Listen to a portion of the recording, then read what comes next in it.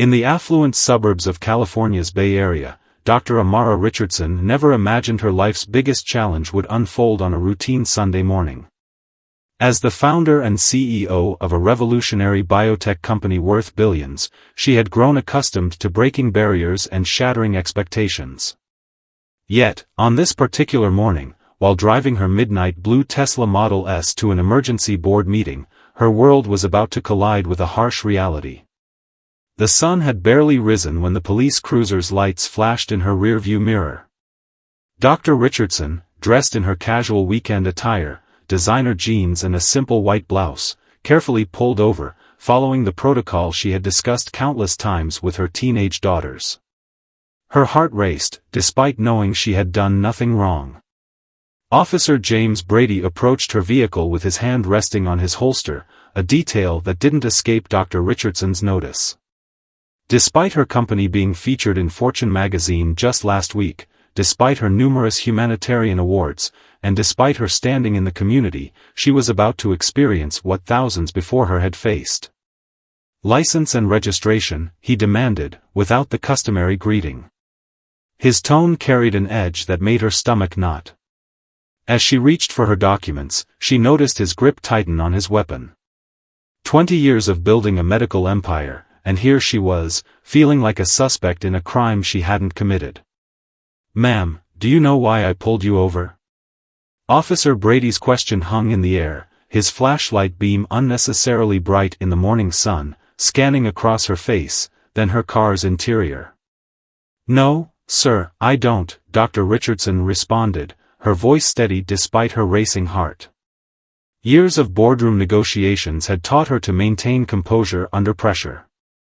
She kept her hands visible on the steering wheel, just as she had taught her daughters. "This vehicle was reported as stolen in our system," he stated, his tone implying guilt rather than inquiry. Dr. Richardson's mind raced. She had purchased this car directly from Tesla's CEO during a charity auction 3 months ago. "There must be a mistake, officer. I have all the documentation. I'm Dr. Amara Richardson, and this is my vehicle." She reached slowly for her briefcase, where she kept copies of all her vehicle documents.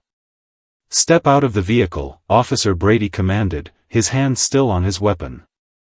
By now, 2 more patrol cars had arrived, their lights painting the peaceful suburban street in alternating red and blue. Neighbors began peeking through their curtains, watching the scene unfold. Dr. Richardson's phone buzzed, the board meeting she was headed to, a potential merger that could revolutionize cancer treatment. But right now, that seemed a world away. As she carefully exited her vehicle, she activated her phone's recording feature, a habit she had developed after years of mentoring young professionals about documenting their experiences. What happened next would not only change her life but would spark a national conversation about privilege, power, and prejudice in modern America. The security cameras from her car, the body cam footage, and the witnesses' cell phone recordings would tell a story that no one could have predicted. As she stood there, hands raised, her medical credentials and business empire seemed to vanish in the officer's eyes. In that moment, she wasn't Dr. Amara Richardson, the woman who had developed groundbreaking cancer treatments, or the philanthropist who had funded STEM programs in underprivileged schools across the country. She was just another suspect, another statistic in the making. But Dr. Richardson had not built her empire by backing down from challenges. As more officers surrounded her, she remained calm, knowing that her next actions would not only impact her life but could potentially create a ripple effect of change. Her years of experience handling crisis situations in the medical field and corporate world were about to be put to a very different kind of test. The morning sun continued to rise over the Bay Area, casting long shadows across the scene. Neighbors gathered on their pristine lawns, phones recording, as the situation escalated.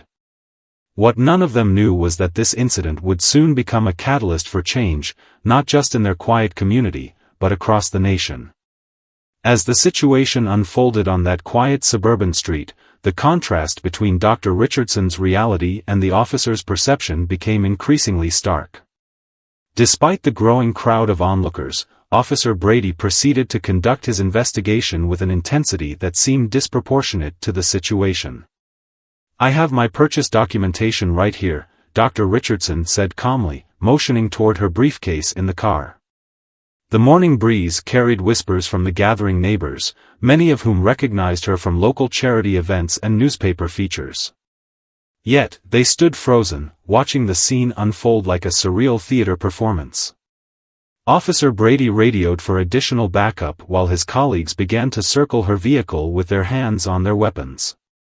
The absurdity of the situation wasn't lost on Dr. Richardson. Her company's logo was literally emblazoned on the custom license plate frame, a detail that anyone could verify with a simple internet search. "Ma'am, we have reports of a similar vehicle being used in a series of high-end car thefts," Officer Brady stated, his voice carrying across the now silent street. "You'll need to come with us to the station to verify your ownership." Dr. Richardson's phone continued to buzz incessantly, the board meeting, her executive team, her lawyer. She knew her rights, but she also understood the delicate balance required in this situation. Years of navigating complex corporate politics had taught her when to stand firm and when to strategically comply. "Officer, I understand you're doing your job," she responded, her voice clear and measured. "But I'm currently heading to an emergency board meeting that affects thousands of jobs. I'm happy to comply with your investigation, but I'd like to call my attorney first." The mention of an attorney seemed to shift something in Officer Brady's demeanor. His radio crackled with a response from dispatch, information that should have verified her identity and ownership of the vehicle. Yet, he appeared reluctant to acknowledge this new information. Meanwhile, social media was already buzzing.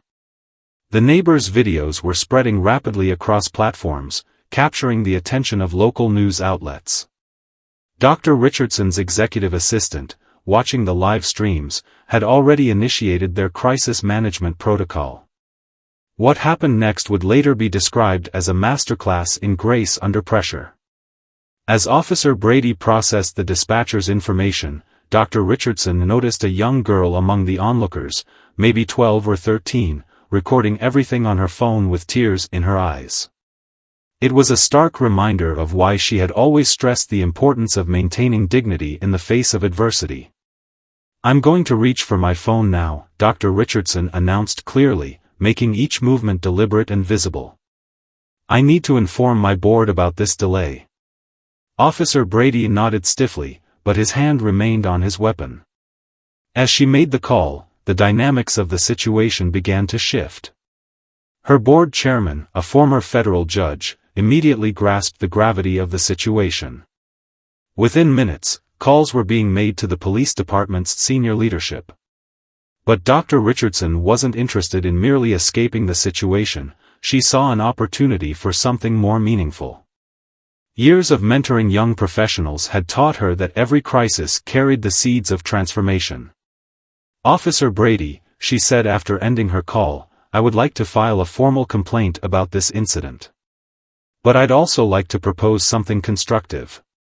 My company runs several community outreach programs, including workshops on bias recognition and professional development.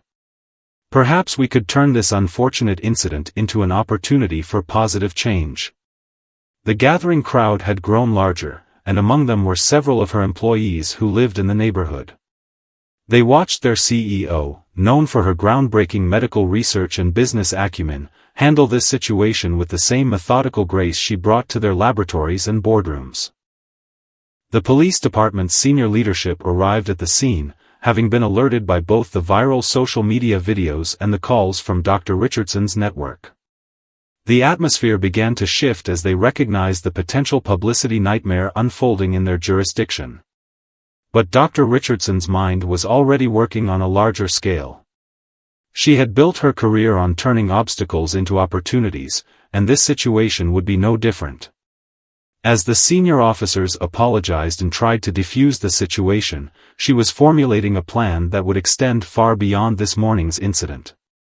Her phone buzzed again, this time with news that would add another layer to the unfolding drama.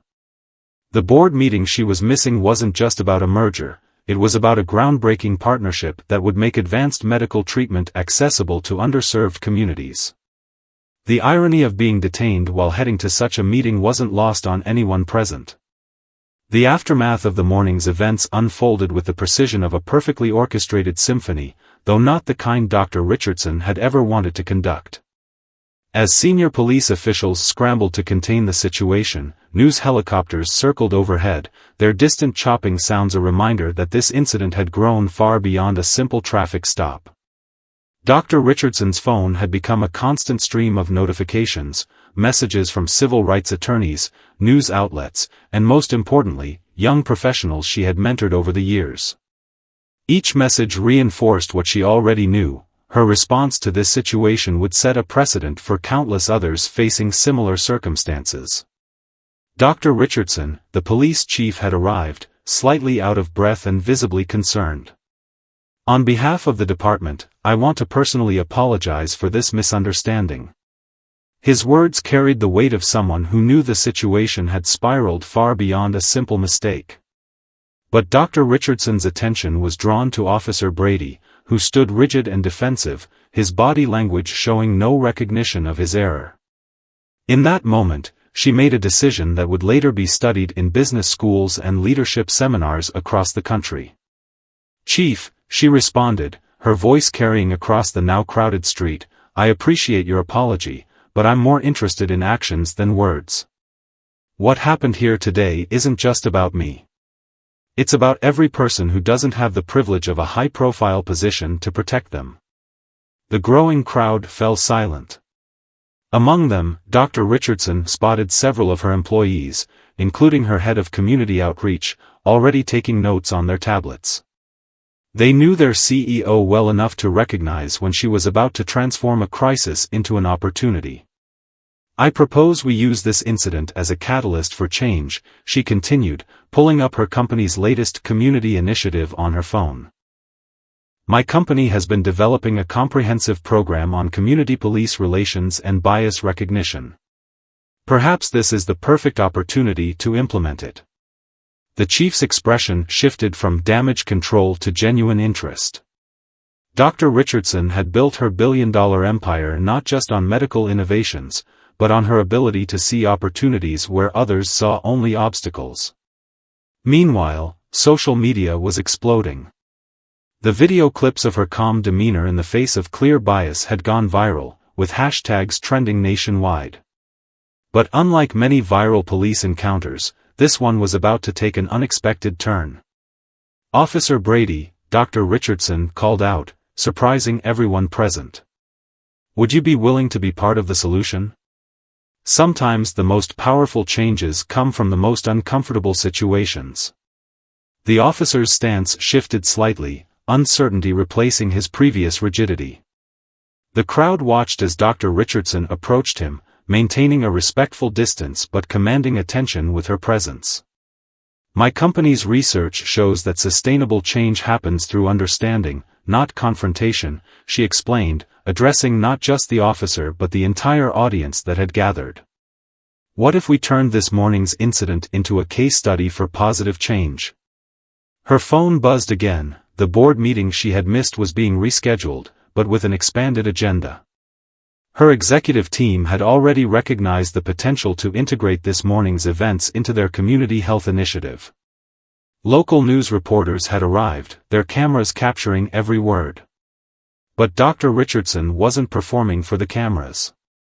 She was doing what she had done throughout her career, turning a potential disaster into an opportunity for systemic change.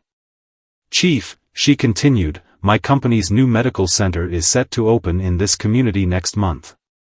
We're already planning to offer free health screenings and educational programs. Why not expand that to include workshops on community relations and bias recognition?" The crowd's energy shifted from tension to anticipation. This was why Dr. Richardson had become a billionaire, not just through her medical innovations, but through her ability to see the bigger picture when others were stuck in the moment.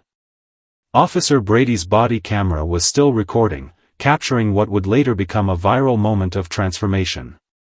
His stance had softened, though confusion still showed on his face as he watched this woman he had wrongly profiled turn a humiliating encounter into a moment of potential change. Sometimes, Dr. Richardson addressed the growing crowd, the most significant breakthroughs come from our most challenging moments. In my research, we call these pivot points, moments when everything could go wrong, but instead, we choose to make them go right. The morning sun had risen fully now, casting a different light on the scene that had begun in shadow and suspicion. News vans continued to arrive, but Dr. Richardson's focus remained on the opportunity at hand rather than the spectacle it had become. The following days unfolded like a carefully orchestrated symphony of change, though not without its share of discord.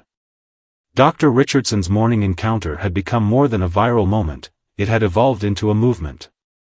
As she sat in her office overlooking the Bay Area skyline, watching news coverage of the incident replay for the 100th time, she reflected on how quickly everything had spiraled into something much larger than herself. Her phone had been ringing non-stop with calls from major networks, civil rights organizations, and even the governor's office. But it was the email from Officer Brady that caught her attention most. His message, sent through official channels, was unexpected. "Dr. Richardson, I've been doing a lot of thinking about what happened. If your offer still stands, I'd like to be part of the solution." The company's board meeting, finally held 2 days after the incident, had taken an unexpected turn. Instead of focusing solely on the planned merger, the discussion had evolved into something more profound. Dr. Richardson's handling of the situation had opened doors to partnerships they hadn't previously considered possible. "Our medical research has always been about healing," she addressed the board, standing before the floor-to-ceiling windows of the conference room. "But perhaps it's time we expanded our definition of what needs healing in our society." The numbers were projected on the screen behind her, statistics showing disparities in healthcare access, alongside data about community-police relations. Her team had worked through the night to compile a comprehensive proposal that would merge their original medical initiative with a broader community healing program. Meanwhile, Officer Brady had become an unexpected ally.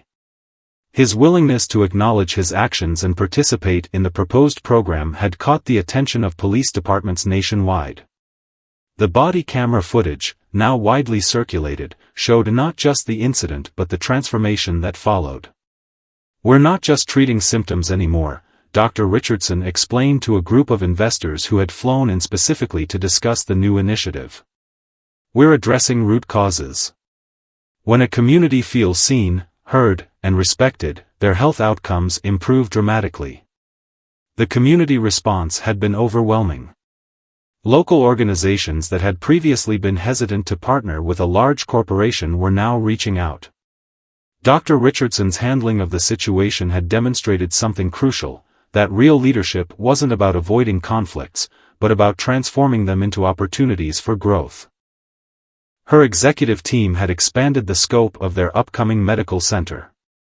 Beyond the planned health screenings and medical services, they were now developing programs that would address the intersection of community health and social justice. Officer Brady had become a regular consultant, bringing insights from law enforcement that would prove invaluable. "It's not about pointing fingers," Dr. Richardson explained during a community forum held in the auditorium of her company's headquarters. "It's about joining hands. Every person in this room has experienced moments of prejudice or misunderstanding. The question is, what do we do with those experiences?" The forum had drawn an unexpected mix of attendees, police officers sitting beside community activists, medical professionals alongside social workers. The tension in the room was palpable, but so was the potential for change. Dr. Richardson shared her own story, not just of that morning encounter, but of her journey to success. She spoke of the countless times she had been underestimated, overlooked, or misunderstood. But instead of letting those experiences embitter her, she had used them as fuel for innovation and change. "When I started this company," she told the packed auditorium, "people said it was impossible. When we proposed making advanced medical treatments accessible to underserved communities, they said it wasn't profitable. When I suggested we could turn a police encounter into an opportunity for community healing, they said it was naive.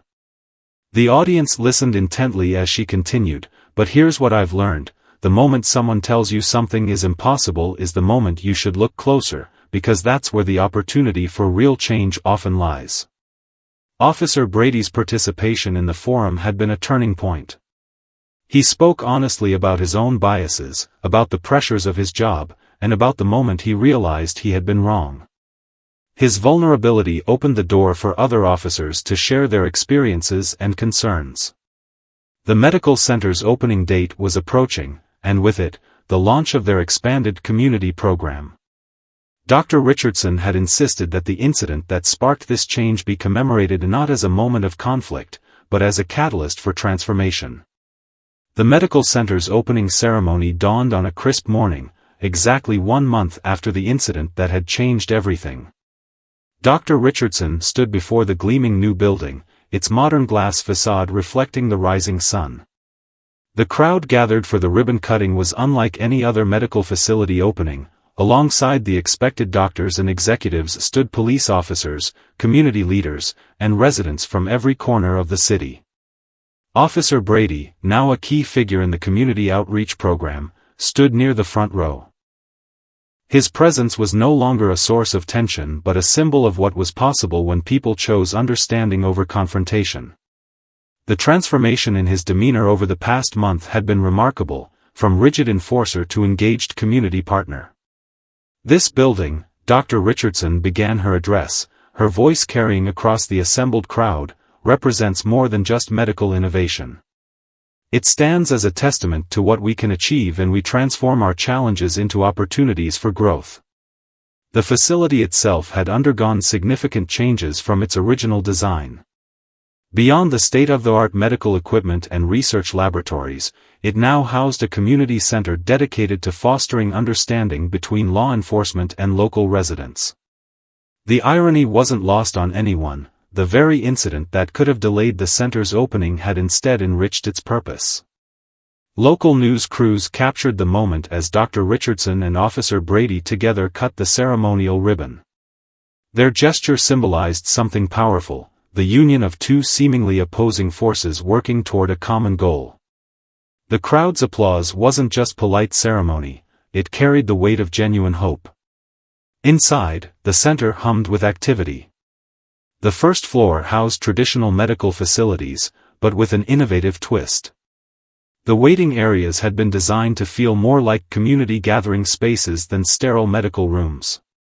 Artwork from local artists adorned the walls, telling stories of healing both physical and social.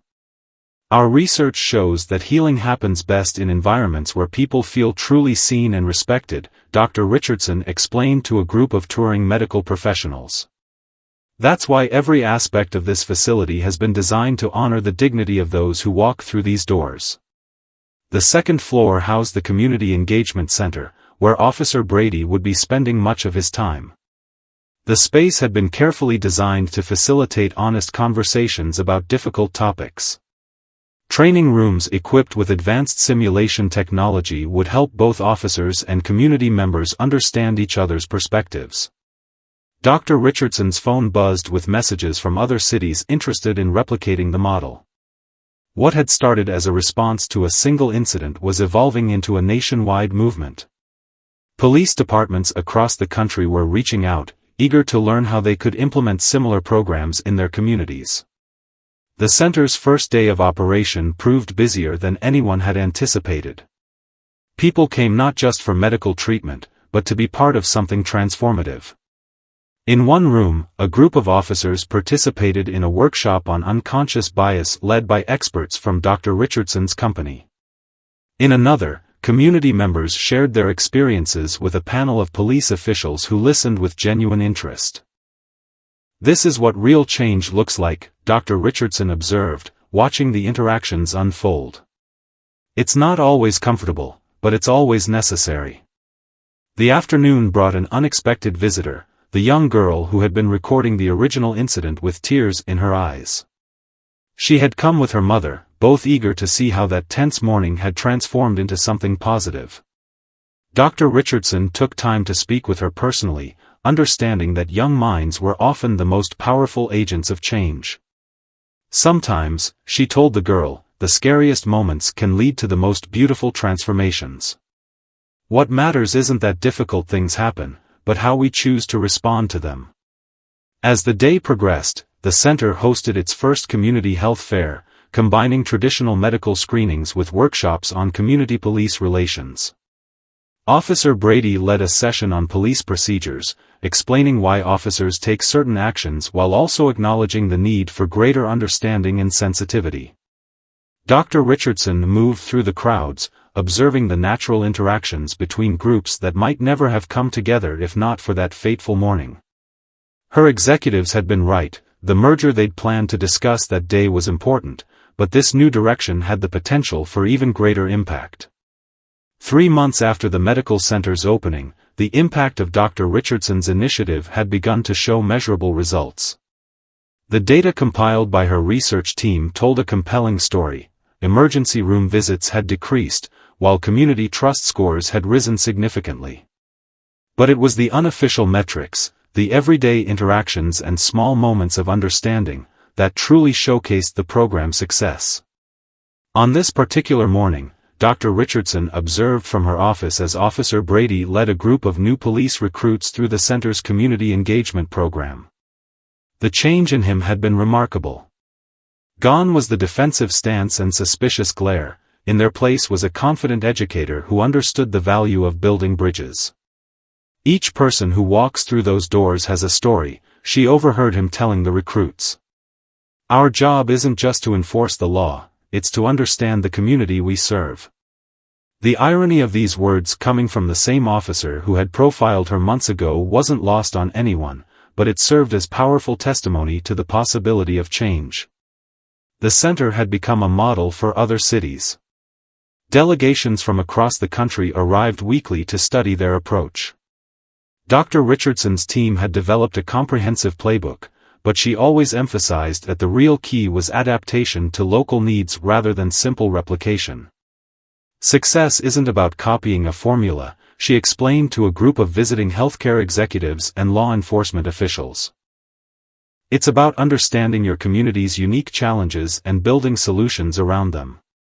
Her words carried the weight of experience, both as a business leader and as someone who had turned a personal crisis into a catalyst for change. The center's impact extended far beyond its walls.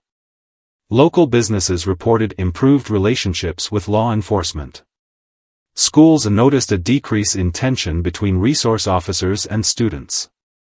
Even traffic stops, once a source of anxiety for many community members, had begun to take on a different tone. Dr. Richardson's biotech company had also evolved. The research team had begun incorporating social factors into their medical studies, recognizing that community well-being was intrinsically linked to individual health outcomes. Their latest pharmaceutical trials now included comprehensive community impact assessments. One afternoon, while reviewing the latest data with her executive team, Dr. Richardson received an unexpected call. A major police department on the East Coast was facing a crisis similar to her encounter, but instead of letting it escalate, they wanted her guidance on transforming the situation. "Send me the details," she told them, already pulling up her calendar. "And make sure both the officers involved and community leaders are present for our discussion." Real change happens when all voices are at the table. The center's success had also attracted attention from unexpected quarters. Private equity firms, initially skeptical of mixing social impact with healthcare, were now approaching with investment offers. But Dr. Richardson remained selective, ensuring that any partnerships aligned with their core mission of community healing. Officer Brady had become an unofficial ambassador for the program, speaking at law enforcement conferences about his personal journey. His candid acknowledgement of his own biases and his commitment to change resonated with officers across the country. "It's not about being perfect," he would tell them. "It's about being willing to learn and grow." The young girl who had witnessed the original incident had become a regular visitor to the center, participating in their youth leadership program. Dr. Richardson made sure to mentor her personally, recognizing in her the same drive for change that had fueled her own success. "Your generation," she told the girl during one of their mentoring sessions, "has the power to make the changes we're only beginning to imagine. You saw something wrong and weren't afraid to record it. Now you're seeing how positive change happens, and you're not afraid to be part of it." As the 6-month mark approached, Dr. Richardson's team prepared for their first comprehensive impact report. The numbers were impressive: patient satisfaction rates had soared, community-police relations had improved significantly, and their model was being adopted by cities across the country. But perhaps the most telling indicator of success came from an unexpected source. Local emergency room visits related to stress and anxiety had decreased by 30%. The center's holistic approach to community wellness was having ripple effects far beyond its original scope. The 1-year anniversary of the incident approached, and Dr. Richardson's initiative had evolved far beyond anyone's initial expectations. What began as a response to a tense morning encounter had blossomed into a nationwide movement, changing not just how police departments operated, but how communities approached healing as a whole.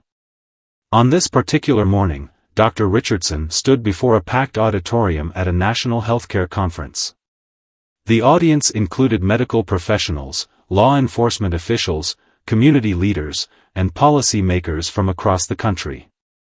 Her presentation wasn't just about numbers and statistics, though those were impressive enough, but about the human stories that made their program unique. "True healing," she began, her voice carrying the wisdom of the past year's experiences, "happens when we address both visible and invisible wounds. Our medical breakthroughs mean nothing if people don't feel safe accessing them." The screens behind her displayed images from the past year: Officer Brady leading a community workshop, young people engaged in dialogue with police officers, medical professionals providing care in previously underserved neighborhoods. Each image told a story of transformation. During the break, Dr. Richardson found herself approached by the police chief from that fateful morning. He had become one of their strongest allies, implementing sweeping changes in his department's training protocols. "You know," he said, shaking his head with a smile, "when I arrived at that scene a year ago, I thought I was heading into a PR nightmare. Instead, it became the best thing that ever happened to our department." The center's success had attracted attention from international organizations. Delegations from Europe, Asia, and Africa had visited, each seeking to understand how they had managed to bridge the gap between law enforcement and healthcare in such an innovative way. Dr. Richardson's biotech company had also reached new heights. Their approach to community-integrated healthcare had opened doors to partnerships that would have been unimaginable a year ago. The merger she had been heading to discuss that morning was now part of a much larger initiative to make cutting-edge medical treatments accessible to underserved communities. Officer Brady, now promoted to lead the department's Community Relations Division, had become a sought-after speaker at police academies nationwide.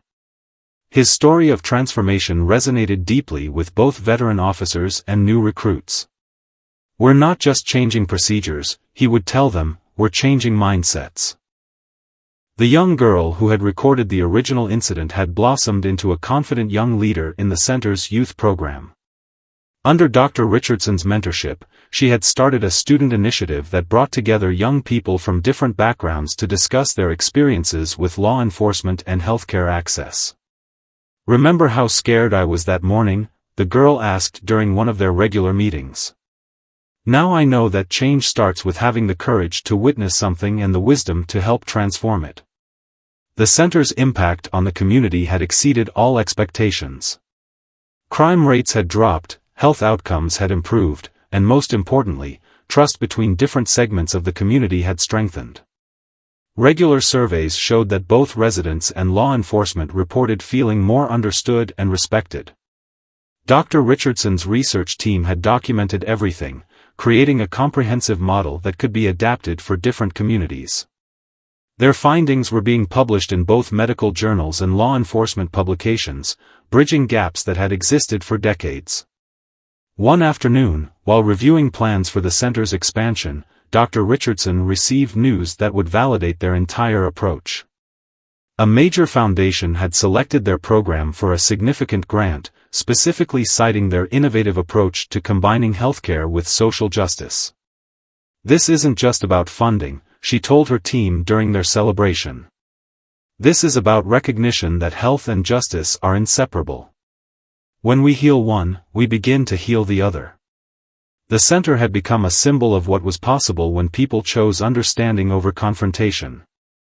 Regular forums brought together community members and police officers for honest discussions about their experiences, fears, and hopes for the future. 18 months after the incident that changed everything, Dr. Richardson stood in front of her office window, watching the sunset paint the sky in brilliant oranges and purples.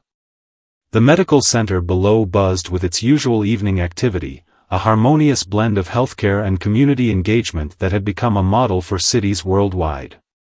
The day's earlier events played through her mind, a national award ceremony where their program had received recognition from both the healthcare industry and law enforcement organizations. But it wasn't the award that made her smile, it was the sight of Officer Brady receiving a standing ovation for his speech about personal transformation. "Change," he had said, his voice carrying the weight of experience, "isn't just about policies and procedures. It's about having the courage to look in the mirror and acknowledge our own biases." "That morning when I stopped Dr. Richardson, I wasn't just enforcing the law, I was acting on assumptions I didn't even know I carried."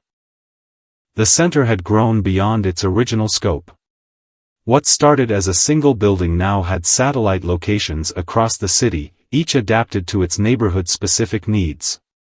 The data showed remarkable improvements: emergency room visits down by 40%, community police tensions reduced by 60%, and health outcomes improved across all demographics.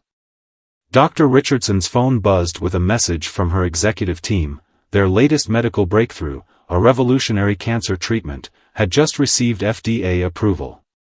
The timing seemed perfect. Their integrated approach meant this treatment would reach communities that traditionally had limited access to cutting-edge medical care.